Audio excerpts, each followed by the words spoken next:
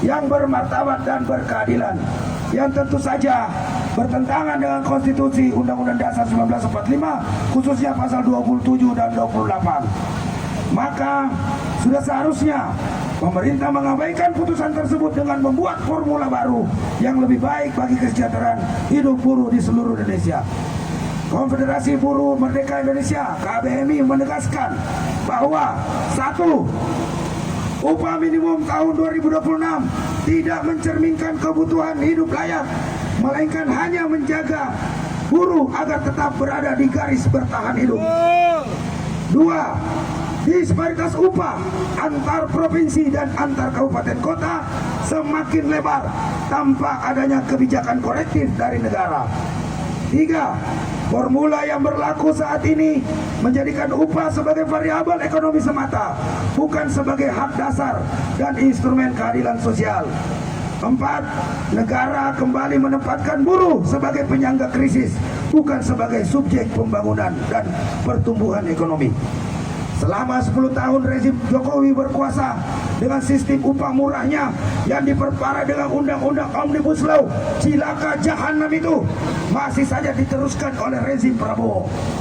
Kebijakan ini berpotensi melanggengkan praktek upah murah struktural yang selama ini terbukti tidak mendorong pertumbuhan ekonomi berkualitas, tidak meningkatkan produktivitas berkelanjutan, dan justru memperlemah daya beli rakyat atau masyarakat. Maka dari itu KBMI menuntut 1. Perubahan mendasar formula kenaikan upah dengan menjadikan kebutuhan hidup layak tahun 2025 plus proyeksi pertumbuhan ekonomi tahun 2026 atau pendapatan domestik bruto nasional per kapita tahun 2025 sebagai basis utama penetapan upah layak di seluruh Indonesia. 2. Standar upah layak nasional sebagai batas bawah yang adil dan manusiawi. 3. Kebijakan afirmatif untuk menutup kesenjangan upah antar wilayah, bukan membiarkan atas nama kemampuan daerah dengan melibatkan APBN dalam bentuk subsidi upah layak bagi pekerja. 4. Pelibatan serikat buruh secara substansial, bukan formalitas dalam penentuan kebijakan pengupahan. Bagi KBMI, upah bukan sekedar angka statistik atau sekedar gaji bulanan kaum buruh pekerja Indonesia, melainkan alat untuk menjamin martabat manusia, keadilan sosial, dan keberlanjutan bangsa dalam mewujudkan amanah konstitusi Undang-Undang Dasar 1945 yang wajib dilaksanakan oleh Presiden Prabowo yang dilantik di atas kitab suci di hadapan perwakilan rakyat dan ditonton jutaan rakyat Indonesia. Selama kebijakan upah masih menjauh dari prinsip-prinsip tersebut, konflik industrial, ketimpangan sosial, dan konflik sosial akan terus membesar. Salam juang, hidup buruh yang melawan. Makin ditindas, makin melawan. Bergerak militan, satu komando. Wahai para pejuang-pejuang buruh dimanapun berada yang mendengarkan tayang ini, istiqomalah. Yakinlah Allah Subhanahu wa Ta'ala bersama kita. Allahu Akbar. Hidup buruh. Merdeka. Bandung 18 Desember 2025. Hormat kami Dewan Pengurus Pusat Konfederasi Buruh Merdeka Indonesia. Demikian, selesai. Ya, terima kasih aplaus buat Presiden KBMI. Ada teman-teman federasi lain sudah menambahkan? Ibu? Oke, terima kasih. Saya menambahkan ada beberapa hal yang hari ini kita sudah sama-sama mengetahui. PP sudah keluar nomor 49. Juga semua formulasi yang disampaikan oleh Kementerian Tenaga Kerja yang ditandatangani oleh Dirjen PHI, bahwa apa yang digadang-gadang oleh rakyat khususnya kaum buruh Indonesia hari ini masih nol, tidak juga mencerminkan tentang keadilan bagi seluruh rakyat Indonesia. Ini sebenarnya kita sama-sama berharap 10 tahun buruh ditindas, buruh selalu diberikan upah yang murah, tapi ternyata pemerintahan yang baru juga sama saja.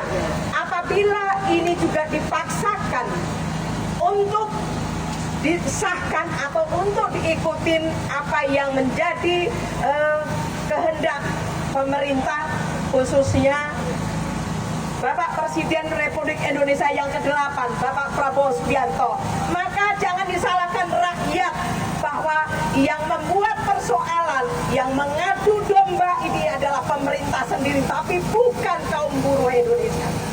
Jangan berharap hari ini situasi dan kondisi, bukan kami kaum buruh tidak mengerti, tidak memahami dengan situasi kejadian banyak musibah, bencana alam di mana-mana. Tapi ini adalah menyangkut nasib rakyat Indonesia, khususnya kaum buruh Indonesia.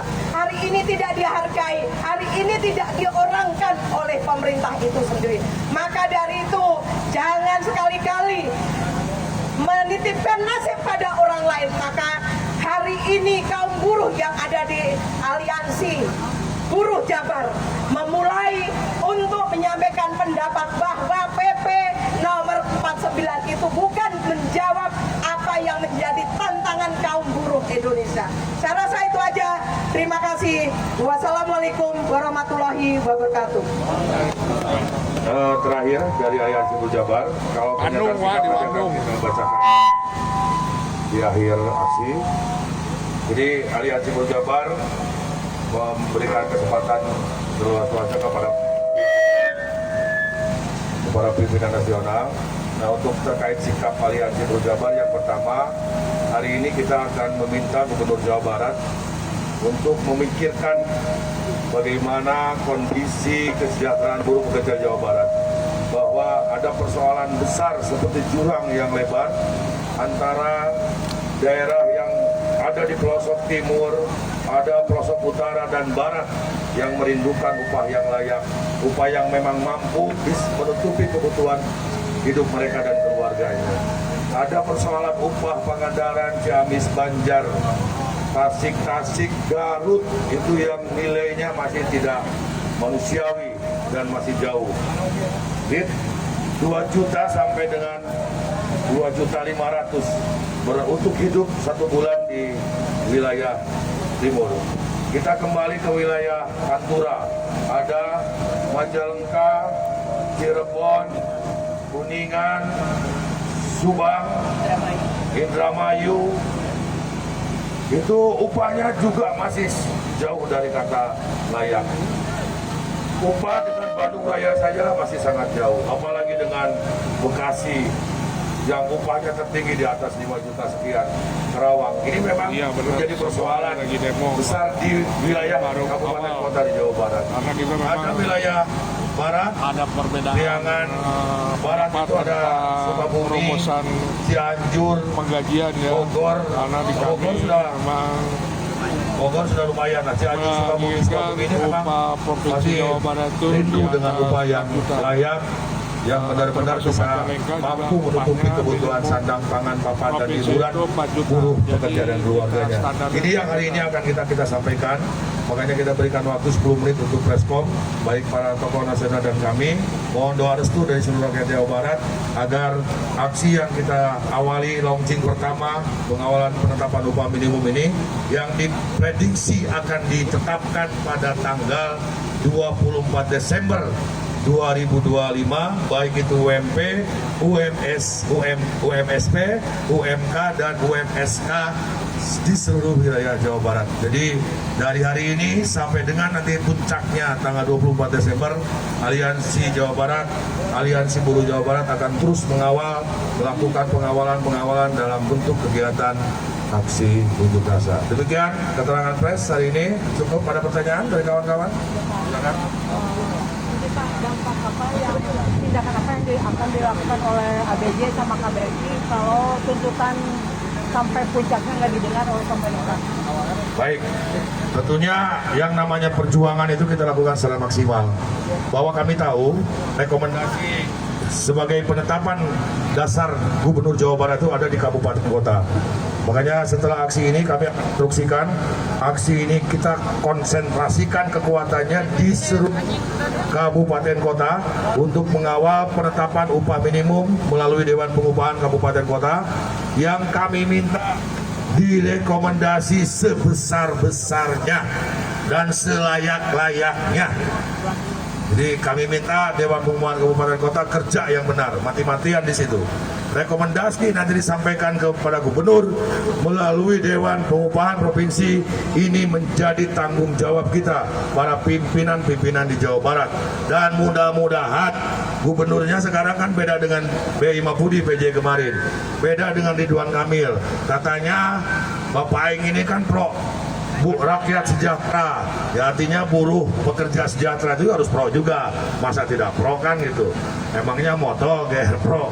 Jadi saya yakin KDM mampulah memberikan solusi, apalagi katanya kemarin ada pertemuan dengan beberapa pimpinan nasional meminta kepada daerah-daerah kerja maksimal, minta sepakati upah yang sebesar-besarnya, sampaikan ke Gedung Sate, insya Allah seluruhnya akan di SK-kan. Itu katanya yang tersampaikan Pak Gubernur kepada beberapa pimpinan Serikat Buruh Serikat Pekerja di tingkat Jawa Barat. Cukup? Satu lagi Pak, imbauan untuk masyarakat ke Kota Bandung dari Bapak dan Jabar. Ya, kalau himbauan tadi sudah saya sampaikan di mobil komando.